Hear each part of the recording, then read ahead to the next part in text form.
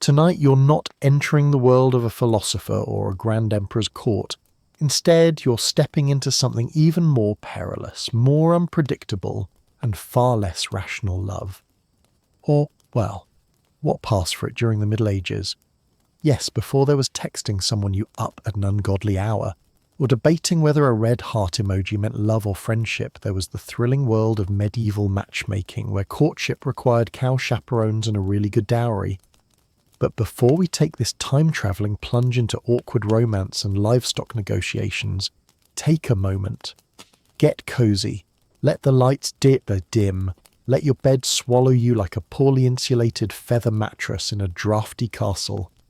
And if you find yourself enjoying this gentle drift through odd and overlooked corners of history, feel free to subscribe and tell me where you're tuning in from.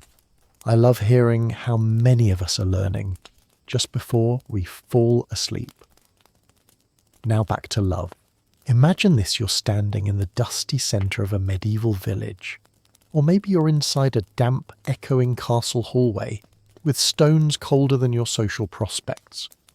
You glance across the space and spot someone balancing a basket of onions on their head with the grace of someone who's done this 400 times before.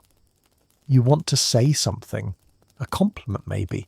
Do they come to this market often? Are those locally sourced leeks? Do you dare flirt? No. You absolutely do not. Because here in the year 1240-ish, dating is not a thing. There are no meet cutes, no aimless walks to see where it goes, and absolutely no holding hands under the stars unless a priest is actively watching.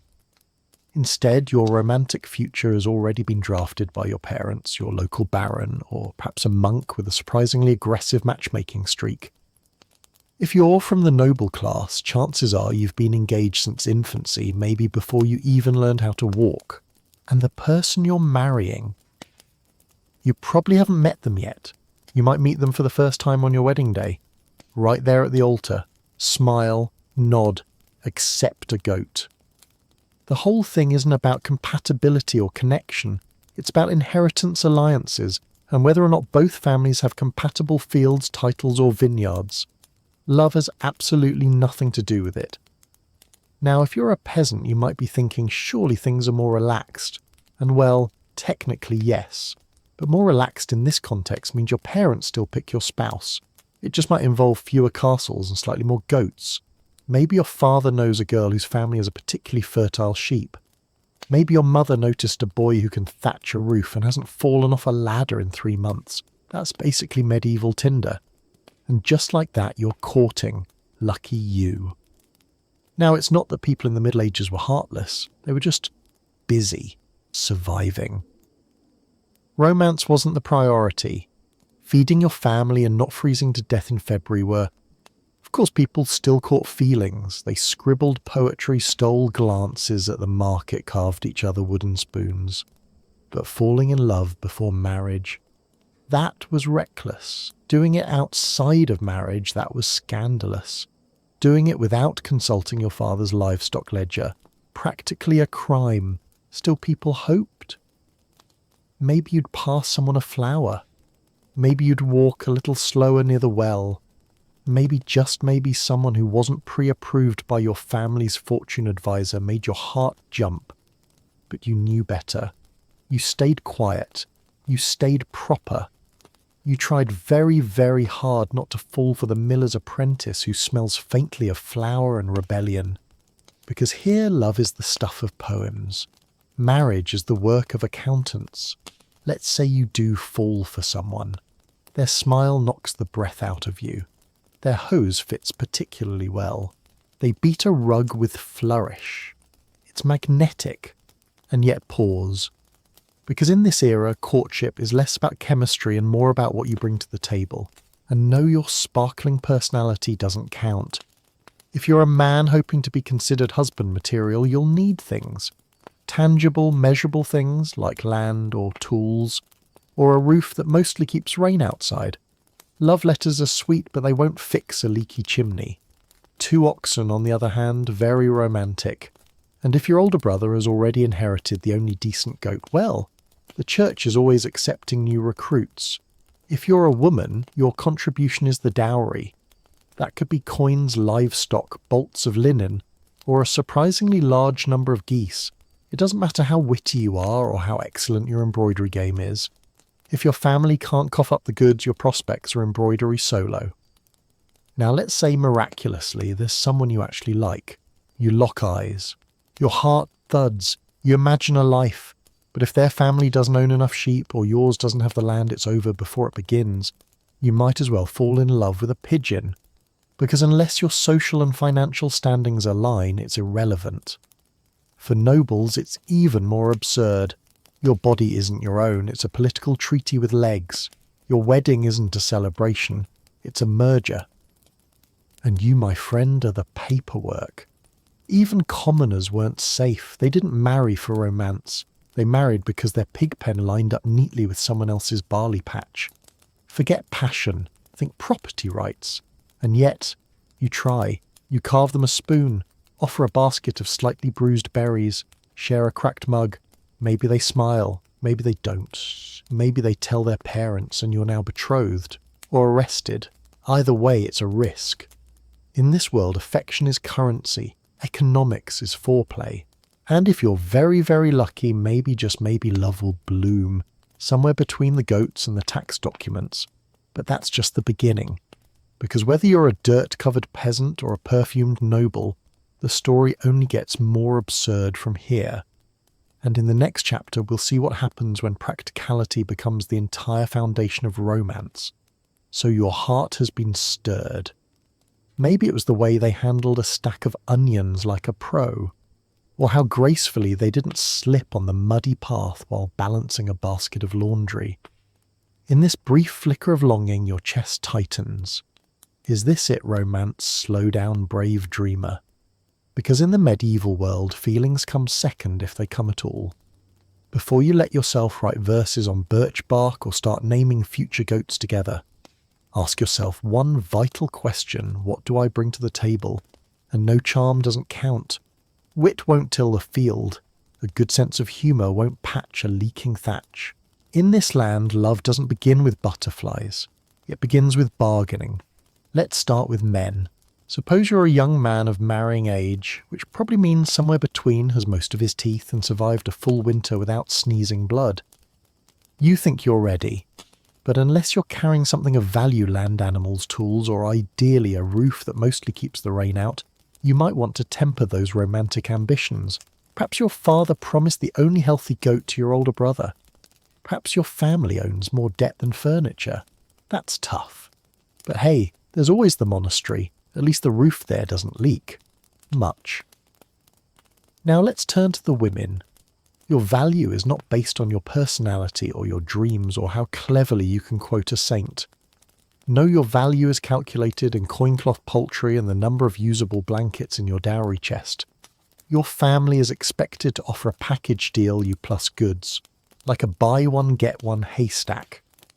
Dowries could be silver coins, bolts of wool furniture, or if you're really lucky, a suspiciously large number of geese. If your dowry is slim, you're in trouble. You might become the aunt who tells riddles to children and makes alarmingly strong turnip wine. Even if you do manage to like someone a real beating heart, like not just a tolerable match, you're still not out of the woods. Or fields, or goat pens. Say you meet someone. You smile. They smile back. Electricity passes between you, or whatever the medieval equivalent of electricity was. You feel something. Maybe even something you'd call love. Unfortunately, if their family has fewer chickens than yours, or their roof gain caves in more than yours does, this budding romance will be squashed faster than a beetle under a boot. Compatibility didn't mean shared values or mutual respect. It meant equal finances, equal pigs, equal territory. If one side had fewer assets, the match was off. You might as well fall for the moon. At least no one would object to that. And if you're from noble blood, it only gets more tangled. You aren't just a person. You're an asset, a token to be traded between families for power, land, and titles. You might long for passion, for poetry, for a touch by candlelight, but your family longs for alliances, acreage, and advantageous heirs. You are a walking border treaty in silk shoes. Your marriage isn't about you, it's about your family. their name, their lands, their future. Your heart has very little say in the matter, unless it happens to beat in rhythm with a nearby baron's economic strategy. Even for peasants, practicality governed the heart. You didn't fall in love with someone because they were witty or soulful or looked good carrying water. You married the person whose field was next to yours, because it's easier to share a fence than it is to fight over it. You didn't dream of passion, you dreamed of irrigation access. This doesn't mean the gestures didn't exist, they did, but they were modest. You carved someone a spoon, you offered your finest turnip, you presented them with a berry picked at just the right level of ripeness. These weren't declarations of love, they were indicators of resourcefulness. If they smiled, great. If not well, it was a good spoon. In this world, affection wasn't loud, it was cautious, it had to be. And yet beneath all that pragmatism, people still hoped. Hoped that their arranged match might have a kind smile. Hoped their spouse wouldn't snore like a dying ox. Hoped that over time, affection might grow not out of infatuation, but out of routine, out of teamwork, out of surviving a particularly cold spring together. Sometimes it worked. A marriage born of hay bales and harvest calendars became something tender, something gentle, not fireworks, just steady warmth. Like a well-built fire that doesn't need constant tending. Other times, well, the spoon was not returned. The turnip was rejected. The marriage was endured. Because even in a world where love was optional, the human heart remains inconveniently sentimental. You can't always suppress a glance, a blush, a quiet longing. Maybe you pretend it's nothing. Maybe you write a poem and burn it. Maybe you whisper their name into the grain sack while no one's listening. But you know the rules. You obey them. Because to break them risks more than embarrassment, it risks shame, dishonour, a bad harvest, or worse, being the subject of a travelling minstrel's cautionary love song. So you swallow your feelings, you tighten the laces on your tunic, you practice your smile for your assigned suitor, and if you're lucky, maybe they have decent teeth and a full set of pots. And yet, you hope. Because even in this land of transactions, tally sheets and treaty-bound weddings, the desire for love, true love, refuses to die. It hides under every cracked spoon. It lingers in the stolen glance across the field. It drifts persistent and foolish like dandelion fluff across a castle courtyard. And sometimes, despite every rule, every price tag, and every goat-based negotiation, it finds a way. But don't get too comfortable, because if you think that's as absurd as medieval romance gets, just wait until we enter the melodramatic pageantry that was courtly love. Spoiler, it involves jousting poetry and the worst kind of romantic suffering, elegant, noble, and entirely impractical. Let's say you're not a peasant trudging through the mud or a noble caught in a matrimonial business deal. Let's say you're a knight. You've got the horse, you've got the armour, you've got a name like Sir Owain of something complicated. You may or may not have emotional depth, but you do have an alarming quantity of rhyming couplets memorised. Surely now you get to experience love the way the poets describe it. Well, yes, but also absolutely not. Welcome to the absurd, emotionally exhausting world of courtly love, a phenomenon so tangled and overwrought it makes modern love triangles look refreshingly straightforward. This wasn't dating. It was performance art. It was theatre. It was a high-stakes emotional talent show with elaborate rules and zero payoff. You, the noble knight, would pledge your eternal devotion to a lady you could never have. Not because she wasn't interested, but because she was almost always already married. And that was the point. You weren't supposed to touch her, or court her openly. You were supposed to suffer, elegantly, romantically, aesthetically. You composed verses, bad ones usually. You described her smile as moonlight on silver, or her hair as fire woven by angels. You sighed, you pined, you maybe even jousted another guy just because he looked at her a little too long during a feast. The more poetic your pain, the more noble your soul. Your lady, of course, played along, sort of. She wasn't supposed to reciprocate in any meaningful way. Her role was to be elusive, distant, unreachable, the emotional equivalent of trying to hug a snowflake without melting it. She might offer you a token, a ribbon, a glove, a knowing glance, but only if she felt generous. Most of the time she'd pretend not to notice you sulking in the corner, composing rhyming tragedies into your wine, and you brave romantic kept the act going, because that's what this was, an act. Everyone involved knew the rules, everyone agreed it was mostly fiction, a safe outlet for yearning drama and medieval angst. Think of it as emotional cosplay. With horses, it worked in its strange way. You got to feel like a romantic hero. She got flattery without scandal, the castle got gossip, the scribes got inspiration, and no one's marriage actually collapsed unless someone messed up the script. Because if your longing turned into action, if you crossed the line from distant devotion into actual touchy-touchy territory, things unravelled fast. What began as poetic admiration could turn into church trials, ruined reputations, or, worse, family duels conducted in rhyming insults. It was all safe as long as it stayed pretend. But oh, the drama, the poems, hundreds of lines comparing her eyes to the sea, her presence to sunlight, her breath to the wind in the orchard. You weren't in love with her, necessarily. You were in love with the idea of being in love, with the experience of longing, with the exquisite agony of unattainable beauty. Sometimes the emotion was real, sometimes it was an excuse, and sometimes it was just something to do between wars. Because let's be honest, castle life could get boring. You sharpened your sword, you polished your armour, you avoided your arranged wife. And then one day you saw Lady Alienor drop a handkerchief and suddenly you were composing odes at 3 a.m. by torchlight. But beneath the melodrama something very real lingered. This system, this performative passion, wasn't about love as fulfillment. It was about love as aspiration, as longing, as beautiful misery.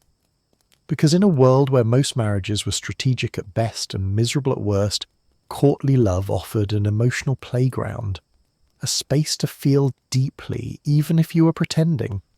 Maybe especially if you were pretending. And yet for all its rules and rituals, it could still go horribly wrong. If you misread a gesture, if someone took the game too seriously, if a jealous husband heard one too many verses about his wife's glowing fingertips, it could shift from poetry to punishment fast, which is why everyone kept it vague. Cryptic glances, symbolic gifts, carefully worded compliments, plausible deniability wrapped in rhymed metaphors. I was writing about the concept of virtue, my lord, not your wife's actual neck. The higher the stakes, the more poetic the language. The greater the repression, the grander the expression. You see, courtly love was never really meant to resolve. It wasn't about happy endings, it was about yearning that never satisfied. That was the beauty of it. It gave you something to write about, something to wear on your sleeve literally sometimes if she gave you a ribbon, something to feel when everything else in your life was duty, loyalty and damp-wool socks. And sure, maybe you never got a kiss. Maybe she never looked your way again. Maybe your only reward was a sigh in the corridor and a seat far from her at the feast. But that was enough, because for a brief moment you weren't just a knight in armour. You were a tragic, poetic soul. You were feeling something in a world that told you to feel nothing. And sometimes even the illusion of love can keep a lonely castle burning just a little warmer. Let's say your heart is officially lost. You've written poems by moonlight. You've admired their ribbon from across a crowded feast. You've sighed into your stew. But you can't speak to them, not alone, not directly and definitely, not without a witness whose job is to prevent exactly that. So how do you communicate your forbidden feelings in a world where one unsupervised glance can ignite a scandal? Easy. You don't speak. You send something. Welcome to the medieval world of romantic tokens. Little objects heavy with meaning, misinterpretation, and a surprisingly high chance of being incredibly awkward. Think of it as medieval texting, only slower, more cryptic, and with a lot more linen involved. Let's imagine you're a knight. You've fallen for Lady What's-her-name she of the elegant posture and the unsettlingly judgmental lapdog. You can't tell her how you feel.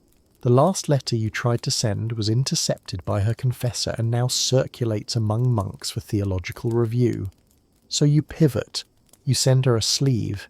Yes, an actual piece of your clothing. Embroidered, perfumed, possibly damp. Why a sleeve? Because nothing says I adore you quite like mailing someone part of your wardrobe. And what does she do with it? Or that depends. If she understands and reciprocates, she might pin it to her bodice or wear your favour at the next feast. If she's unsure, she might pass it to a maid and pretend it arrived via divine wind. And if she's horrified, she might return it via her father's sword. But let's not be unfair, women gave tokens too. A ribbon, a lock of hair, a pendant, sometimes sentimental, sometimes strategic. In the delicate dance of medieval affection, even a scrap of thread could carry the weight of commitment or confusion. One misplaced gift and suddenly you're engaged to a man with a lazy eye and an unfortunate fondness for fermented beets. These objects weren't flashy. They were subtle, deliberately unclear. The goal wasn't to confess love but to suggest it, to imply something meaningful while preserving the ability to deny everything if cornered. Oh, this ribbon, I found it in the hay. No idea how it got there. Probably the wind, and because in this world, plausible deniability wasn't just convenient, it was essential. Affection had to be disguised, wrapped in layers of custom and plausible symbolism. A ribbon could mean I adore you, or my cousin likes your cousin, or please stop staring at me during Mass. The interpretation was half the thrill and most of the danger. For nobles, this ritual became an art form. The more opaque the message, the better. A glove left on a table, a handkerchief accidentally dropped during a dance, a flower tucked behind a goblet, all meticulously planned to appear casual and feel significant. And everyone around you knew what it might mean, but no one dared say it aloud. Because to speak it was to confirm it, and that would make it real. Of course, for commoners, the practice was a bit more rustic. You weren't handing out jewelled brooches or imported perfume. You gave what you had. A carved wooden spoon, a pouch of fresh berries, a nicely wound bundle of firewood. Nothing says I've been thinking about you like a slightly lopsided ladle made by moonlight while your pig judged you silently. These tokens may have lacked polish, but they carried no less meaning, sometimes more, because in a world where romance was mostly forbidden or ignored, even a small gesture, a cracked mug, a handmade ribbon could mean the world. It meant someone noticed you, thought of you, risked being seen, giving you something they didn't need to give. That alone was revolutionary. But tokens weren't just sweet. They were risky. Give one to the wrong person and you'd spark rumours that clung to you for seasons. Receive one you didn't want and you'd have to figure out how to return it without offending someone's family line. And let's not forget the practical logistics. Tokens had to be delivered in secret. Slipped into a satchel, tied to a saddle, handed off during a moment of chaos at a harvest fair. And if intercepted, that glove you embroidered so carefully might end up worn by your rival or worse, mocked in a drinking song. Still people did it, over and over again. Because in a world where you couldn't hold hands without supervision, where love letters were censored by candlelight, where even eye contact was monitored, these tiny symbols were powerful. A token wasn't just an object, it was a message, a risk, a gamble, a whisper in a world full of noise and rules. It was your way of saying, I see you, I feel something. And I hope quietly and foolishly that maybe you feel it too. And sometimes that token was returned, sometimes it was worn, sometimes it vanished and was never acknowledged again, but still you tried. Because even if your poem was confiscated, even if your spoon was unappreciated, even if your ribbon ended up tied around someone else's goat, you still tried. Because that's what people do even in the most rigid, repressive, goose-filled societies. They reach out, they risk being misunderstood, they offer small, fragile things, and sometimes they're met with silence. But sometimes they're met with a ribbon of their own. So you've mustered the courage. You've carved a spoon, dropped a poem, and maybe even offered a ribbon. The feelings are real now. Your heart has officially betrayed your better judgment. You want to talk to them properly. Look them in the eye and say something, anything that means I like you and I might be willing to trade oxen to prove it. Well, good luck with that. Because in the Middle Ages, love was never blind. Love had witnesses, and not the fun kind. Welcome to medieval dating surveillance, where every glance, whisper and flower offering was scrutinised by someone's aunt, someone else's priest, and probably at least one extremely judgmental chicken. Let's say you're a young woman. You want to go for a walk. You don't go for a walk. You are escorted for a walk by Margaret. And Margaret's terrifyingly silent aunt, who brings her knitting and sits exactly 2 arm lengths away at all times. Even fetching water becomes a group activity, a family outing, a procession of morality, because alone time wasn't just discouraged, it was basically illegal. And if you're the man in this scenario, good luck making a move. You knock on her door with a wildflower in hand, heart racing. Her father opens it while sharpening a blade. Her mother peers out from behind a curtain, her ladle conspicuously unmoving. The local priest just happens to be walking by, loudly humming a hymn and maintaining prolonged eye contact. This isn't dating. This is a moral obstacle course. Why so much supervision? Because virtue must be protected, honour preserved, reputations guarded like sacred relics, and nothing, absolutely nothing, threatens that delicate ecosystem more than 2 young people speaking to each other unsupervised. It was less about love and more about damage control, a prevention strategy, because in this society even innocent interactions were treated as potential disasters waiting to happen. Every conversation required a chaperone. Every outing had witnesses. Sitting next to each other, allowed but only if there's a relative knitting nearby, a priest within shouting distance, and at least one family member pretending not to eavesdrop while actually eavesdropping with maximum precision. There were rules, and then there were more rules. The church, as you might expect, had a lot to say about this. Sermons were delivered on appropriate courtship behaviour. Clergy wrote entire treatises on the dangers of flirtation, actual manuals. Somewhere a monk spent months hand-copying a 10-page document explaining why holding hands is basically inviting the apocalypse. Even love letters weren't safe. Some monasteries opened them for moral screening. Divine censorship, if you will. Imagine that. You pour your feelings into a flowery metaphor-laden letter, hoping to touch someone's soul, only to find out Brother Aloysius has blacked out every 3rd sentence and added footnotes about chastity. Privacy. Not a thing, not for you. Even whispering could be dangerous. If you were seen standing too close or walking the same path more than once, tongues would wag. And when medieval tongues wagged, it wasn't just gossip. It was a potential excommunication, a ruined match, or a family duel involving soup ladles and passive aggression. And yet people still found ways to connect. Somehow. Through glances, coded language, shared chores, and the occasional reckless moment behind the chicken coop. Because even when constantly watched, people still hoped. Still reached for each other. Still tried to say something, anything, under the weight of rules and robes and rules about robes. But let's not sugarcoat it. Medieval dating wasn't romantic. It was stressful. It was sweaty. It was a carefully choreographed performance in front of an audience of moral gatekeepers with embroidery hoops and sharp ears. You practiced small talk with the pressure of sainthood expectations hanging over your head. You smiled across a pew knowing 5 people saw it. You passed a flower with the delicacy of a diplomat delivering a ceasefire agreement.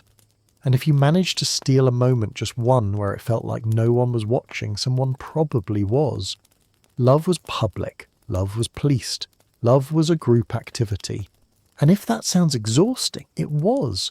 Because every spark of affection had to burn under a wet blanket of rules, customs, and constant supervision. But here's the strange part that didn't kill love. It just made it sneakier, more creative, more poetic. In a world where you couldn't speak plainly, you learned to speak symbolically. Through ribbons, glances, half sentences, and strategically delivered baskets of figs. You carved space for emotion in the cracks between the rules. You whispered with your eyes. You rebelled with a smile, because even when love was watched from every angle, it refused to behave. So you adapted. You learned to flirt through embroidery patterns and bread placement. You learned to say I care through firewood gifts and careful proximity. You made an art of pretending not to be in love while being extremely obviously, undeniably in love. And sometimes that was enough. Not perfect, not private, but enough to keep hope alive. Enough to keep your heart from hardening entirely. Enough to imagine that maybe one day the aunt with the knitting would look the other way. Just for a moment. So you're in love. Or at least something close enough to make you fidget at feasts and linger by windows longer than necessary. You've exchanged glances. You've maybe touched fingers in passing. You've offered a spoon, a berry, a handkerchief that wasn't entirely clean but still heartfelt. But the problem remains you can't say what you feel, not in person, not in public, not without someone's uncle watching from behind a curtain with narrowed eyes and a ladle. So you do the only thing left. You write. Welcome to the world of secret love letters, the most dangerous paper product of the medieval era. In a society where even eye contact is heavily chaperoned, and physical contact is practically a public crime, letters become lifelines. A way to confess what your mouth isn't allowed to say. But of course you don't just write I like you. No, you write something like my soul is a bird trapped in your garden pecking at the crumbs of your grace. Because this isn't just writing, it's coded survival. Every word must hide behind metaphor. Every phrase must walk the tightrope between devotion and plausible deniability. You don't say I want to see you again. You say the moon mocks me with memories of your absence. Too subtle, maybe. But better that than accidentally writing something that lands you in confessional purgatory for 6 months. Now, assuming you're literate, which is a big assumption, you draft your letter on parchment vellum or whatever half-smooth scrap you can find. If you're extra ambitious, you might dust it with dried petals or perfume it faintly with lavender, or something that smells like lavender, but is actually thyme. And then comes the hard part, delivery. Because obviously you can't hand it over yourself. That would be too easy. You need a go-between. A servant you can bribe, a little brother who owes you a favour, or a wandering minstrel with poor impulse control. Maybe you hide it in a basket of apples. Maybe you tuck it into a hymn book. Maybe you fold it into a ribbon and tie it around a chicken's leg. Whatever works. But don't get cocky. Love letters have been misplaced, misread, and outright intercepted more times than anyone cares to admit. One noble once sent a poem so vague it was mistaken for a grocery list and used to wrap herring. It reached the wrong girl. They're married now. It's fine. And even if the letter does reach its intended target, there's no guarantee it will be read by the right person. Monks have been known to intercept messages and edit them for morality. Imagine someone reading your deepest feelings by candlelight, redacting every mention of longing and adding commentary in the margins like improper use of metaphor, see St. Augustine. Even if your letter makes it through untouched, you still run the risk of being caught. Love letters are physical evidence. In a world full of whispers that folded scrap of ink and hope could ruin you, yet still you write, because what else can you do? You've said nothing aloud, you've looked, you've waited, you've burned with feeling, and now finally you let it spill onto the page. Clumsy, overwritten, possibly scented, but honest. And maybe, just maybe, they write back. That's when things get interesting. Because now it's a correspondence, a paper trail of yearning, two people tossing metaphors back and forth like knights in a duel made of adjectives. Each letter becomes more dramatic, more obscure, more ridiculously poetic. Your eyes are the torches that light the dark chapel of my despair. Your absence is a famine, your smile my only harvest. This isn't communication, this is theatrical cardio, and yet it means something. It's rebellion, it's intimacy under surveillance, it's emotion written in code, carried in secrecy, read under blankets by candlelight. It's what happens when real affection crashes against a wall of rules and climbs it anyway. Of course it can all go terribly wrong. You might drop the letter, someone might steal it, it might be discovered by a cousin with nothing better to do and a love for chaos. One badly folded envelope and now your private feelings are being read aloud in the marketplace by a bored blacksmith with a flair for drama. But even with all those risks, people still wrote. Because in this world of quiet obedience and arranged everything letters were one of the only ways to be bold. To say I see you, to say I wish things were different, to say if I could I'd walk with you through the woods instead of just thinking about it from across the room while my aunt discusses jam. It didn't always end well. Many love letters never reached their destination. Many were destroyed or denied or simply misunderstood. Some sparked real romance, others ended in heartbreak, but all of them, every smudged word and awkward rhyme were acts of hope. Because writing a letter meant believing someone might care enough to read it, and that belief, no matter how naive, mattered. Even if your handwriting was terrible, even if your poem about dandelions made 0 sense, even if your metaphor for longing involved too many chickens, you tried. You reached out, you loved, quietly, carefully, and against all odds. And sometimes that was enough. Let's say just for once the calendar turns in your favour, a feast day arrives. Or perhaps it's a harvest celebration, a spring fair, or one of those vaguely religious festivals that everyone pretends is holy but secretly just wants to drink at. Whatever the excuse the village has, paused its usual routine of survival and suspicion. For one brief, glorious day, things feel different. Music plays. Ali flows. Flowers appear in unlikely places, and suddenly you are allowed to flirt. Well, sort of. Because even here under bunting and beside bonfires, romance remains a heavily supervised activity with extra steps. Welcome to the medieval festival, the closest thing this world has to a dating app. Except instead of swiping, you toss bread rolls. And instead of profiles, you judge people based on how well they catch a greased pig. But for a moment, just a moment, that freedom. You spot them in the crowd, they're wearing something slightly less mud-coloured than usual. Maybe they've tucked a flower behind their ear, or maybe they just look particularly radiant beneath the maypole. Whatever it is, you're smitten. So you do what any self-respecting person would do at a time like this, you show off. If you're a peasant, that might mean entering the sack race, or juggling stale bread, or participating in the try not to fall off the hay bale challenge. Anything to demonstrate that you are both physically competent and moderately amusing. Nothing says court me like a well-executed pig chase. If you're lucky, you'll be rewarded with a smile, or eye contact. Or if the stars align and the local priest is distracted by mead and actual conversation. And if you're noble, your methods are slightly more restrained. Less hay, more harp.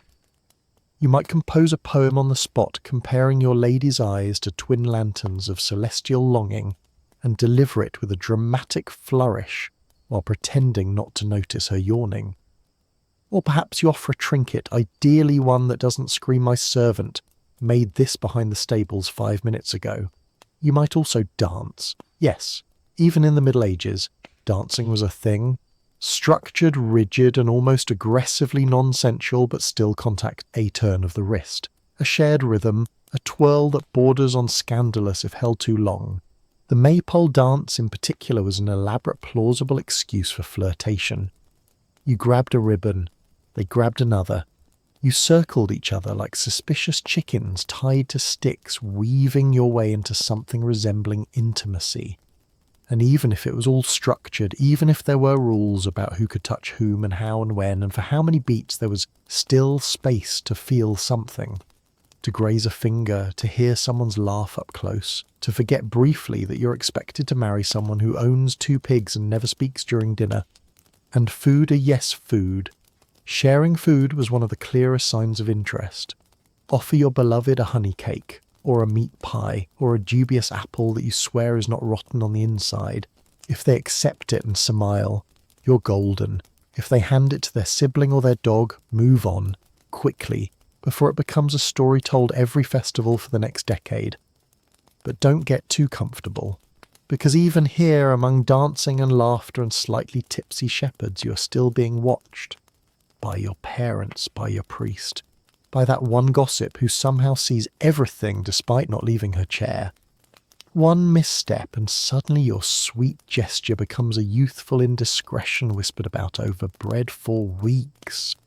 And if you're thinking, surely no one minds, it's just a little dancing, you'd be wrong. Even at festivals decorum reigns, chaperones hover, elders observe, and every move is logged in the communal memory of a village that never forgets anything embarrassing ever. Yet for a few sweet hours it almost feels like freedom. Like you live in a world where love isn't a business deal, where attraction doesn't require livestock approval, where laughter isn't suspicious. You can laugh and no one shushes you. You can stand next to someone without immediate judgment. You can look at someone and let them know you're looking. And in that moment you remember something vital. You are human, not a transaction, not a future parent of heirs, not a piece in someone else's strategy, just a person with a heart. And while that may not be enough to build a marriage or win over a stern father with high goat expectations, it's something. So you dance, you laugh, you pretend that maybe, just maybe, this day will end with more than just tired legs and hay in your socks. Maybe you'll walk home with someone. Maybe you'll share another glance next week at the market. Maybe you'll remember the way they smiled when you fell into the apple barrel and didn't quite drown. And even if nothing comes of it, even if the festival ends and everything goes back to contracts and curfews and court-approved flirtation, you'll have had that one day. That one glimpse of what it's like to feel free, and that's worth a dance. Let's say you're not a knight polishing metaphors or a noble being traded like a treaty. You're something far simpler, a villager. You wake before sunrise, sleep with the chickens, and spend most of your waking hours ankle deep in things you try not to name aloud. Romance in your world looks very different. You're not searching for poetry or grand declarations. You're looking for someone who can milk a goat without turning it into a battlefield. Someone who knows when to shut the door during a windstorm and when to leave it open for airflow. Someone who doesn't scream every time a pig escapes.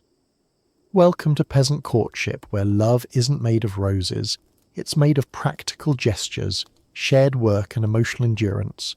There's no formal matchmaking system here. No scribes drawing up marital alliances or dowry negotiations that last 3 winters. Things are simpler, which isn't to say easier. You still have to impress someone. But in this world, attraction isn't about looks or wealth. It's about usefulness. Do they work hard? Do they smell tolerable after a long day? Do they have all their teeth, or at least most of the visible ones? That's the checklist. You notice someone not because of what they say, but how they carry the water bucket. How they dig without complaining, how they nod instead of gossip. Romance here is built on observation, not conversation. And when you want to show interest, you don't send flowers, you bring firewood. You don't write poems, you share bread you didn't spit in, you don't quote saints. You ask if they want to borrow your good spoon. That spoon. It matters. You carved it yourself by candlelight, while your pig watched disapprovingly. It's slightly uneven maybe, but it's sincere. It says, I notice you. I respect your turnip stacking skills. Would you like to try life together? Conversations happen not at candlelit dinners, but during shared chores, while tending sheep, while pulling weeds, while fixing a fence that's more hole than wall. Topics include weather patterns, whether the miller's ox finally keeled over, whether old Thomas actually fell in the well again or just faked it for attention. No one recites poetry, no one plays lute, no one sighs dramatically into the distance. You just talk and work and hope they laugh at your joke about geese. Sometimes that's enough. Courtship, when it goes well, moves quickly. If 2 people like each other and both families are on board, it doesn't take long. Maybe a few shared tasks, maybe a conversation about building a lean-to, maybe one good harvest together. And then you get married. No massive feast, no trumpets, maybe a priest, maybe not. Maybe just your uncle saying, all right then, and your neighbour offering you half a cheese wheel in celebration. You move into their hut, or they move into yours, or you build a new one together with help from the village and a lot of yelling about beam alignment. You bring your blanket. They bring a goat. You begin. Life together starts not with fireworks, but with figuring out who's better at churning butter and who's allowed to snore. It's not glamorous, but it's real. There's something quietly powerful about two people who choose each other, not for drama or legacy or poetic ideals, but for shared survival, for mutual respect, for a sense of humour that holds through cold mornings and wet boots. You learn their rhythms, their silences, their worst habits and their best instincts. You argue about cabbage. You bond over roof leaks. You dream not of palaces, but of a slightly better shovel. And in between the chores and the weather and the aching backs, you build something. Maybe not passion, but trust, companionship. That slow-burning kind of love that doesn't need declarations. It just shows up every day with warm soup and an extra log for the fire. And sometimes, against all odds, you get lucky. You actually like them, not just respect, not just habit, but like the real, soft, warm, irrational kind. The kind where their laugh becomes your favourite sound, where you see their muddy boots by the door and feel relief. It's not always that way. Some couples just coexist. Some argue endlessly. Some find peace in separate corners of the hut. But when it works, it's quiet magic. Not the kind that songs are written about. The kind that fixes a roof before rain comes. The kind that remembers how you like your porridge. The kind that wakes up next to you every day and says, "We're still here. Let's keep going." Because love out here isn't about the perfect moment. It's about staying. About showing up, about carving a spoon and hoping they understand what it means. So you've made it. You've met someone who can tend the animals, tolerate your family, and doesn't recoil at the smell of your feet after a long day in the fields. The stars have aligned, or more accurately, the goats have aligned. Now it's time to take the next step in your medieval romance marriage. But don't get carried away. This isn't a storybook wedding. There are no vows whispered under moonlight, no heartfelt speeches beside a crackling fire. Marriage in the Middle Ages wasn't about emotion. It was about logistics. It was a contract sometimes signed, sometimes shouted, sometimes just mumbled in front of a few witnesses, and someone's uncle who claims to have once read a Bible. If you're a peasant, the process is simple in theory but weighty in consequence. You gather a few people who can confirm you're both consenting and not already married. Someone says a few religious words, possibly in Latin, possibly not, and just like that, you're bound together. Not by love, but by expectations. You're now legally responsible for sharing land, livestock, household tools, and any unfortunate children that arrive in the next 9 months. Behind all the holy-sounding ceremony is a set of very practical concerns. How much land is involved? What portion of that field goes to whom? Who keeps the cow if someone falls off a ladder during planting season? Does the goat transfer with the marriage, or is that goat technically still the father's? And most importantly, what happens if someone dies midwinter with half the harvest still unthreshed? For the average villager, these questions matter more than anything the priest says. But if you happen to belong to the nobility, everything gets significantly more complicated and significantly less romantic. Because your wedding isn't a joining of hearts. It's a merging of assets, titles, debts, and territorial disputes. It involves months, sometimes years of negotiation between parents, advisors, scribes, and whoever the family trusts most to haggle over vineyard rights and wool taxes. You might be standing at the altar beside someone you barely know. You may have only met them once or not at all. But your parents know their family's land portfolio, their ancestry down to the second cousin, and the strategic advantage of placing your family's emblem next to theirs on a tapestry here. You're not there to say "I do."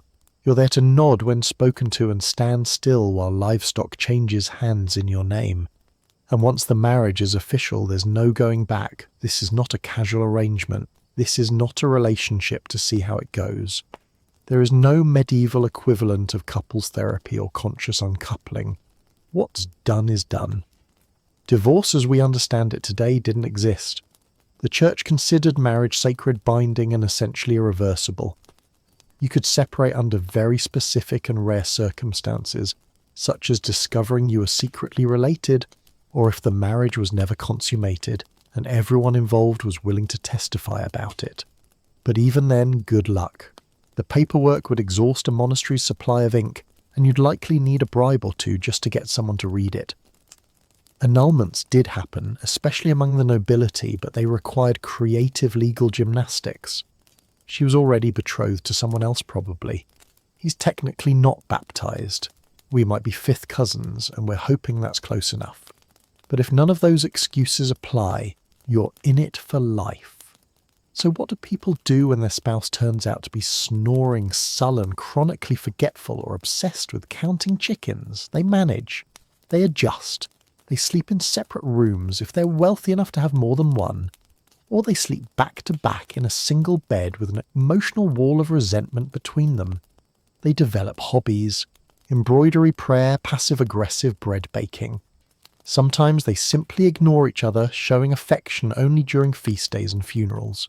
Sometimes they fight, quietly, loudly, through sighs, through sarcasm, through long-pointed silences that could curdle milk. Affairs happened, of course, some quietly, some scandalously, some resulting in whispered rumours and sudden pilgrimages. Nobles kept lovers behind locked garden gates. Peasants sometimes snuck out to visit the neighbour, who was always a little too helpful with firewood. Everyone pretended not to notice because confronting infidelity was often messier than ignoring it. Still, not every marriage was miserable. Some couples learned to care for each other. Love grew not from infatuation but from surviving winter together. From burying parents, raising children, harvesting grain, fixing roofs, and growing old side by side. Some built real affection from routine and partnership.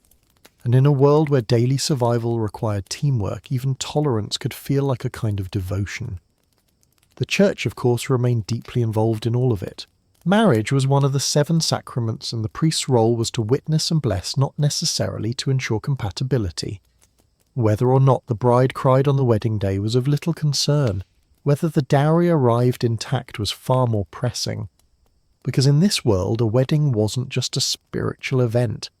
It was an economic transaction, a redistribution of wealth, a sealing of alliances, and you, the bride or groom, were the paperwork wrapped in fabric and forced to smile while onions changed hands and property shifted maps. Still, marriage brought social security. It meant you weren't alone. It meant there was someone to haul wood when your back gave out, someone to tend the fire when your fever rose, someone to inherit the chickens if you died unexpectedly after tripping over a hoe in the dark. And even if love wasn't part of the equation in the beginning, sometimes quietly it showed up later, like moss creeping across a stone wall, slowly, patiently, uninvited but not unwelcome. You may not be part of a fairy tale, but you are part of something practical, enduring, and occasionally, despite everything, kind. So you've followed the rules, you've memorized the etiquette, you've smiled politely through the feast and nodded demurely at your designated fiancé. Everything is in order. Your marriage contract is nearly sealed. Your family is glowing with pride and the goat count on both sides has been finalized. And yet, you find yourself standing in the stables, breathing in the sharp scent of hay and horse sweat, listening for footsteps in the dark. Because love, inconvenient as ever, has chosen a terrible moment to strike. You've fallen for the wrong person. Not the Duke's second son. Not the merchant's heir with too many belts. No. You've fallen for someone truly unacceptable. A squire, a scholar, a second son with no inheritance and just enough charm to be dangerous. He smells of saddle leather and misplaced idealism. And you somehow don't care. You know what you're supposed to do, you know the stakes. But when you look at him, your arranged match feels like a prison sentence with slightly better upholstery. So you plan an escape. You steal glances across the chapel. You meet in the herb garden at odd hours. You pass notes hidden inside hymnals and wrapped in prayer. Every interaction is a risk. Every smile could unravel everything. But still you plan. Because sometimes love doesn't care about treaties. It doesn't care about land or dowries or heraldry. It just wants to run. So one night you do it. You slip out while the household sleeps, clutching a bundle of clothes and a ring you weren't supposed to take. Your heart hammers like a battle drum. He's waiting with a borrowed horse and a plan that's only about 60% thought through. You ride fast, you don't look back. Or maybe you do, but only once, and only because the full moon makes the tower window glow like it's watching you go. You find a priest, or a sympathetic monk, or a particularly confused shepherd who mumbles something that sounds enough like a blessing. You say vows. You promise things you have no idea how to keep. You seal it all with a kiss that tastes like rain and stolen time. For a moment it feels perfect, until the world catches up. Back home, chaos erupts. Your family is outraged. The servants whisper. The match your father spent 2 years negotiating collapses in a flurry of angry letters and legal threats. Your mother faints twice. Your cousin writes a scathing poem. And if you're the groom in this story, things are even worse. You've now married without permission, without property, without a single strategic advantage.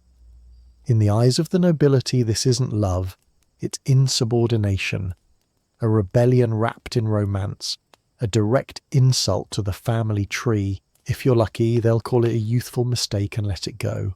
If you're not, you could lose your title, your land, or parts of your anatomy, sometimes in that order. But still, you did it. You chose love over duty, over decorum, over comfort. You tore up the map and followed your own stars, and even if the consequences are swift and spectacular, no one can say you didn't feel it all the way down to your boots. Elopement in noble circles was the medieval equivalent of setting a castle on fire to follow your heart. It was scandal, it was danger, it was poetry in motion, and then a lot of paperwork. Yet not all of these stories ended badly. Some couples, against all odds, survived the fallout. When undoing the marriage would cause more public shame than letting it stand, families sometimes just sighed, poured another cup of wine and moved on, especially if the couple didn't die or ruin anything too important. In rare cases, these forbidden unions became legend. Ballads were written, tapestries embroidered, children named after the rebellious lovers. They were seen as brave, foolish, romantic, depending on who was telling the story. And in a world where marriage was more often a merger than a miracle, these brief rebellions felt like lightning. Brief, dangerous, glorious. Because while most noble unions were crafted by fathers and forged by contracts, every now and then someone ran. They ran from duty, from silence, from a future they didn't choose. They ran toward love. Messy, reckless, irrational love, and for a moment just long enough to whisper vows in a candlelit chapel, just long enough to ride beneath the stars, they made their own story. So the next time you roll your eyes at modern romance, the dating apps, the awkward first dates, the ghosting, the texts with too many emojis, remember, at least you don't have to flee across a border on horseback just to kiss the person you actually like.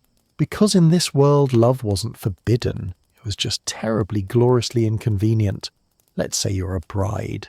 You're not just preparing to walk down an aisle. You're being launched, like a heavily negotiated economic package with embroidery and a hopeful smile. Because in the Middle Ages, marriage wasn't just about hearts. It was about assets, and your most important asset, your dowry. This wasn't a sweet tradition or a sentimental gift. It was your family's formal contribution to the marriage. Think of it as an economic starter kit, a bundle of coined linens, livestock, land deeds, and maybe a goat with good temperament hand-selected to improve your marital prospects. The logic was simple. The more appealing your dowry, the more likely someone would take you off the family ledger. A generous dowry said you came from a family of means, status, or ambition. A smaller one might suggest your parents were in a hurry to clear the guest room. In some cases, it was even rumoured that the number of geese included reflected how much talking back you did at dinner. And what did you, the bride, get from all this? Not much. Your dowry was absorbed into your husband's household, managed by him, spent by him, legally tied to his estate. If the marriage ended due to death, disaster, or someone developing a sudden interest in becoming a monk, you might get part of it back after lengthy legal proceedings, and if no one accidentally misplaced the documents. Still, for your family, the dowry was the cost of getting you married, the expectation, the tradition, the fee to transfer you from one roof to another, unless of course you lived in a region that flipped the script. Because in some cultures it wasn't the bride's family paying, it was the groom. Enter the bride price, a tidy sum of money, goods or animals paid to the bride's family in exchange for the right to marry her. Not unlike buying a very nice ox, except the ox can embroider and remember harvest festivals. This wasn't a gesture of generosity, it was a compensation for losing her labour, her hands in the kitchen, her hours in the dairy, her ability to haul firewood and manage chickens. The bride price was a way of saying we know she's valuable. Here's something in return. Either way, dowry or bride price, someone was paying someone. Love, when it happened, was a bonus. The marriage itself was a business deal, and like any good deal, it came with receipts haggling and the occasional family arguments over the quality of a blanket. And yes, there were expectations. A large dowry might mean the groom's family expected you to behave impeccably, host with grace, produce heirs, not speak too freely, not laugh too loudly, certainly not burn dinner twice in a row. A small dowry, on the other hand, could follow you like a whisper at feast tables. Maybe you were the fifth daughter. Maybe the family had suffered a bad harvest. Maybe you were just a little too clever for your own good. None of this was necessarily your fault. But in this system, value was visible, measured, counted, and tied unfortunately to how many geese were included in the marriage package. And for the men, their role wasn't exactly romantic either. If you were the groom, you were expected to accept the dowry with gratitude and maybe a little silent math. Could that land help your debt situation? Could those sheep replace the ones lost to wolves? Were the candlesticks solid pewter or just cleverly polished tin? Some took it further. They calculated, planned, looked at kien for brides, not for beauty or companionship, but for cows, coins or fields that needed a new name on the fence post. And if the marriage failed, good luck unravelling it. Dowries didn't always come back. Bride prices weren't refundable. You couldn't just return the linens and pretend it never happened. Even if the relationship ended, the transaction remained. But don't be fooled, this system wasn't purely heartless. It meant something. A dowry represented your family's pride, their hopes, their effort to give you a stable beginning. It was a message we care enough to give her what she needs to build a life elsewhere. And bride prices, though transactional, were acknowledgements. A recognition that removing someone from their family, their daily rhythms, their place in the household came at a cost. In some places, dowries were protected by law, carefully recorded, guarded by priests or scribes or nosy aunts. Because in a world with no prenups or joint accounts, this was the closest thing to financial insurance a woman could hope for. Still, the fact remained marriage in this world was about movement of property, people and livestock. It was less about vows and more about balance sheets. And while love occasionally slipped through the cracks, while some couples grew close, laughed together, shared secrets by firelight, the core of the marriage remained wrapped in coins and counting. So you stood there, hands clasped, trying to smile, while someone quietly handed over a crate of cabbages and a wool cloak and called it a sacred bond. Because in the Middle Ages, romance wasn't about red roses or stolen kisses. It was about the moment someone looked at a cart full of linens and thought, yes, this will do. So let's say you've chosen a different path. Maybe you were the second son, the dowryless daughter, or simply the sort of person who found peace in silence and candlelight. For one reason or another, you've traded the chaos of courtship and cattle negotiations for a life behind stone walls. You've joined a monastery or a convent. You wear a robe. You follow the schedule. You pray when the bells ring and eat when the bells ring again. Your life is orderly, quiet, structured. The world outside grows louder and messier every year, but inside these walls things are simple, controlled until they aren't. Because despite every vow, every rule, and every thick curtain of incense, love still finds a way in. It starts small. A glance across the refectory table, a smile in the herb garden, a conversation about the best way to dry sage. Innocent, of course. Entirely within the bounds of holy companionship. And yet there's something there. Something that lingers just a moment too long. Something that makes your hand tremble when you pass the bread. Something that turns evening prayer into a battlefield between piety and pulse. You remind yourself of your vows. Poverty. Obedience, chastity.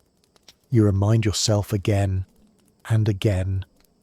But Brother Anselm has beautiful eyes, and Sister Beatrice always knows when your tea is too hot. You try to pray it away. You try to assign the feelings to hunger or fatigue or an excess of bee stings.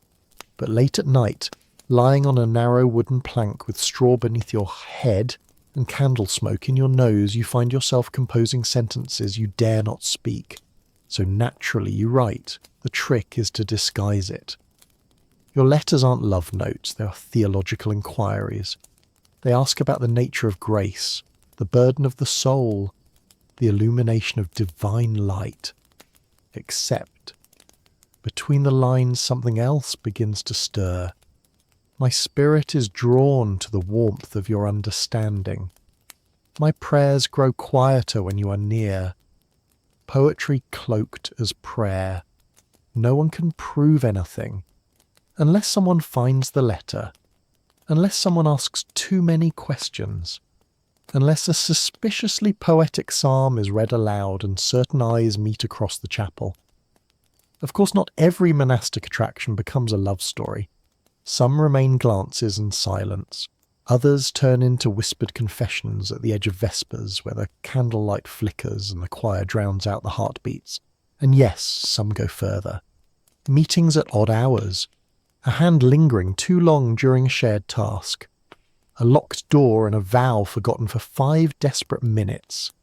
A decision made in a moment of weakness and remembered forever. If discovered, the consequences are swift. Punishment varies. Sometimes it's public repentance. Sometimes it's exile to a distant monastery known mostly for sheep and silence. Sometimes it's being sent back into the world stripped of robes carrying a guilt that no psalm can cleanse. And yet it keeps happening. Not because monks and nuns are immoral, but because they are human. Even under layers of wool and ritual, hearts still beat. Desire still flickers. Loneliness still hums at the edges of sacred chants. And in a place where touch is rare and emotion is quiet, even the smallest gestures can feel seismic. A shared glance during morning prayer, a thumb brushing against another when passing a book, a moment of laughter that lingers longer than doctrine would allow. Some write love letters in the margins of prayer books. Others carve initials into wooden benches. Some send small gifts, an extra piece of fruit, a pressed flower, a perfect sprig of thyme left silently on a windowsill. Risks are taken, secrets are kept. Sometimes feelings fade. Sometimes people leave together, vanish into the woods, into the world, into the stories whispered by novices for generations. But most stay, red-faced, recommitted, telling themselves it was a test of faith, a temporary lapse, a misunderstanding. And maybe it was, because even in a life devoted to silence and simplicity, even beneath the layers of duty and ritual, the heart remains unruly. It stirs, it dreams, it reaches for what it cannot have, and sometimes quietly, dangerously, it finds it.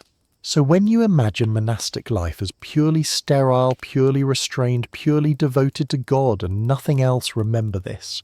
Behind every prayer there's a person. Behind every vow a voice, and behind some of the most carefully copied psalms a secret no one ever spoke aloud.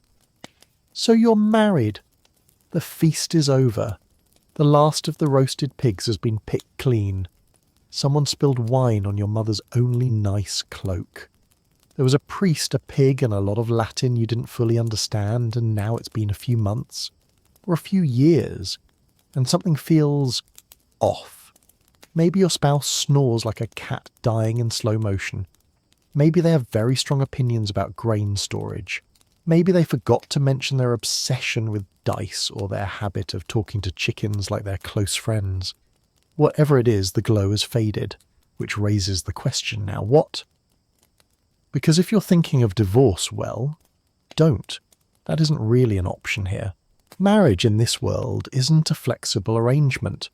It's not a thing you undo just because you realised your husband chews like a goat or your wife hates your singing. It's not a social contract you can dissolve after a heartfelt speech and the return of a few belongings. Marriage in the Middle Ages is a lifelong sentence with very few keys. Technically, there are ways out. You could ask the church for an annulment, but only under very specific conditions, like if you were too young when married, or if you never actually consummated it, or if, say, you suddenly discover your cousins, close ones. But we argue a lot, or they won't stop humming while stirring porridge. That doesn't qualify. Annulments require paperwork, witnesses, a strong stomach for uncomfortable testimony, and possibly a bribe. Several if you want the monk to process it before next year's harvest. So what do people do? They stay. They learn to live with each other's habits. They shift beds or sleep at opposite ends of the same one. They find small routines that don't involve speaking.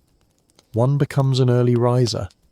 The other develops a sudden enthusiasm for extended walks.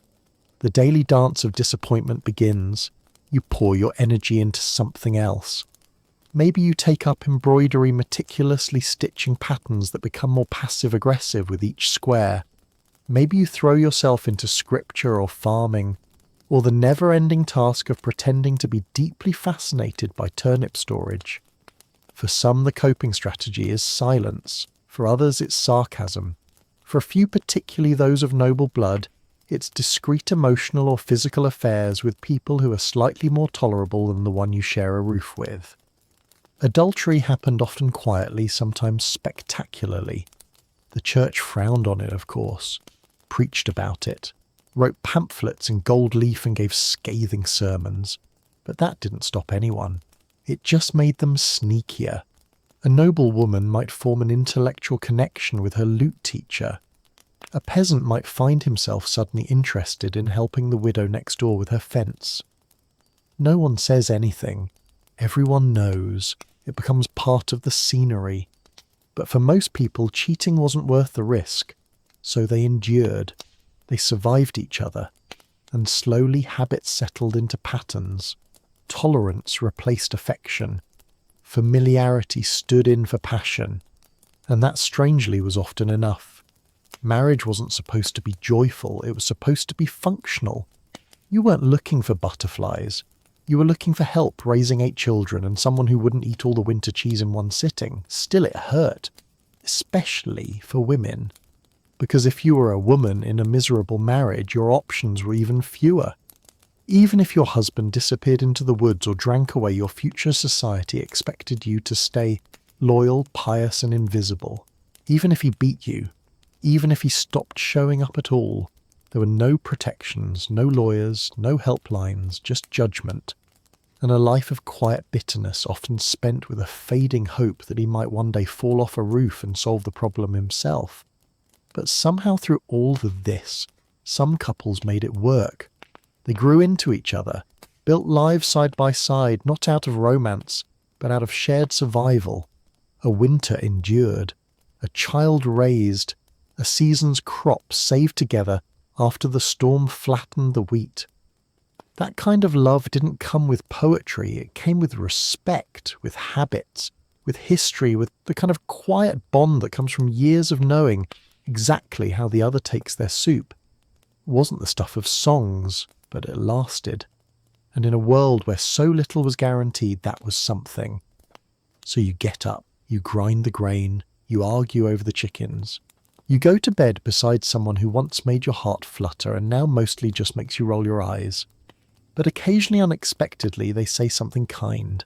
They bring in firewood without being asked. They fix the leak in the roof before you notice it. They sit next to you during the feast and pass the bread without comment. And you remember faintly that love doesn't always arrive in the form of a sonnet or a spark. Sometimes it's just the steady presence of someone who knows how you like your eggs and doesn't mind that you hum off-key when you sweep the floor. Sometimes disappointment mellows into something that resembles peace.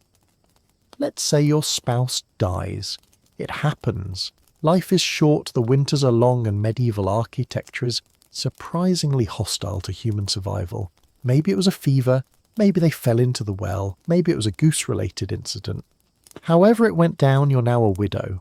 And while you're expected to mourn black clothing, quiet sobbing, a respectful period of bread-only meals, there's something else that arrives quietly in the background.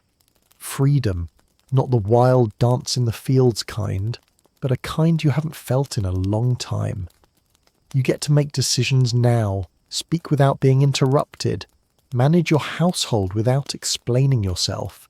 You become, however briefly, your own person. For a woman, this is especially significant.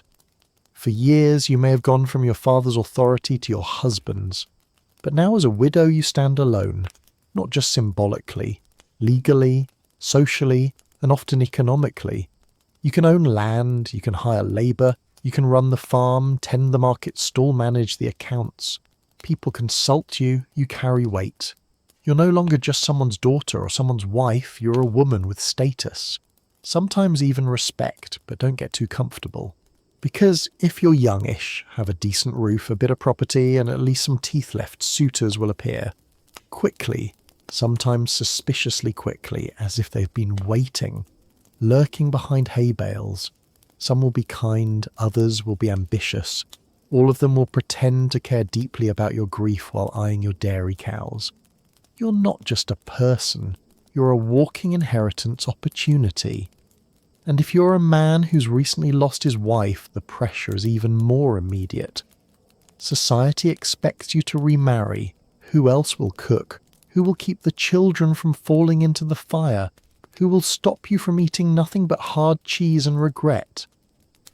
So you start looking, maybe the baker's daughter, maybe the quiet widow who's been bringing unusually well-seasoned meat pies to market. You begin again, with less ceremony, with more caution, with a stronger sense of what you don't want. Because now you're older, wiser, and no one's forcing you to merge estates. You're not being pushed into a diplomatic alliance, you're choosing, and that changes everything. Second marriages, especially among widows and widowers, could be surprisingly sweet. Not always, of course. Some were just practical arrangements. Two people agreeing to keep each other warm through the winter and fed through the harvest. But others were different, gentler. You know what it's like to live with someone snoring, to argue about firewood, to carry a silence that used to be filled with laughter.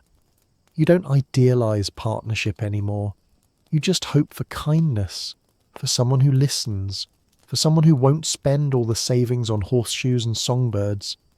You talk differently, more directly, less metaphor, more honesty. You know the risks, the compromises, the effort, and you enter anyway.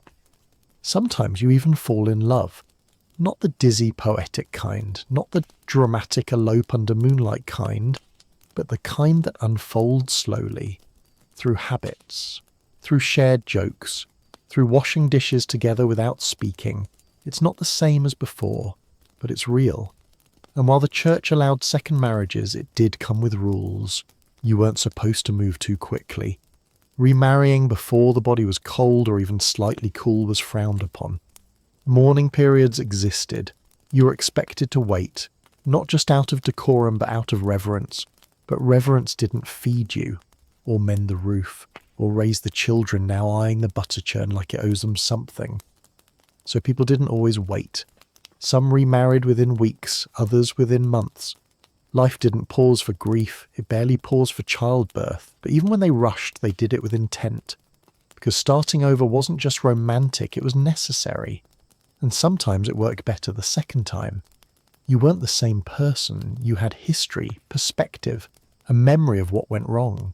And you walked into the next union not as someone dreaming of perfection, but someone hoping for peace. Sometimes you found it, other times not so much. There were still arguments, still mismatched expectations, still the occasional moment of doubt when they put the kettle in the wrong place for the 50th time. But when it worked in the way old doors fit new frames. Not perfect, at sea, and in a world that rarely gave you choices that was something to be grateful for. You stirred the soup, you fed the chickens, you spoke softly to someone sitting across the table, someone who also knew what it meant to lose and try again. And maybe, just maybe, you allowed yourself to smile. Because love, even late, even after grief, even with arthritis and emotional calluses, is still love. And sometimes it tastes better the second time around. So you've met someone, really met them. Not across a market or under your family's watchful gaze, but in a quiet moment that felt like a secret. Your heart beats a little faster. You wonder for the first time in a long time, what if? But hold on, before you give that feeling a name, before you let it grow or speak it aloud, there's something you need to check first. Not their family, not their goat count, not even their marital status. You need to check the stars. Because in the Middle Ages, love wasn't just emotional, it wasn't just economic, it was cosmic. Astrology was everywhere. Before you confessed your feelings or planned your wedding or even made eye contact for too long, you needed to consult someone who knew how to read the night sky.